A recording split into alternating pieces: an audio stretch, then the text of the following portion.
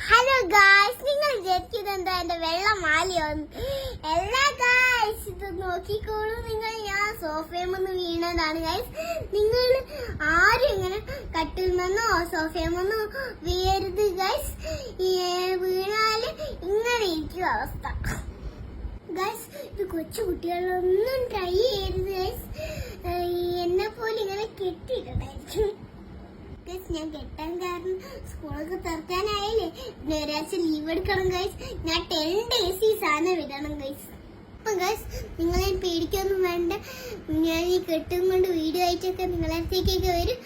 അപ്പൊ ശരി, എന്നാൽ ഗൈസ്, എന്നെ കെട്ട് ഇഷ്ടപ്പെട്ട ലൈക്ക് ചെയ്യണം, ഷെയർ ചെയ്യണം, കമന്റ് ചെയ്യണം, സബ്സ്ക്രൈബ് ചെയ്യണം, ഫോളോ ചെയ്യണം. നിങ്ങൾ തീരെ മറക്കരുത് ഗൈസ്. ബൈ ബൈ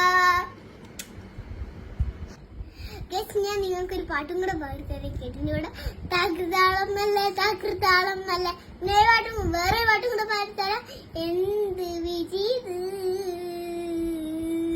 വല്ലാത്ത ചതീത് പോർക്കാപ്പുറത്തെന്റെ പിന്നീതുരടീത് ആ മുത്ത ഇരുട്ടാണ് അതിലകത്തിരിപ്പാണ് വത്തണ നേരത്ത് കണ്ണ് കാണാതിരിപ്പാണ്.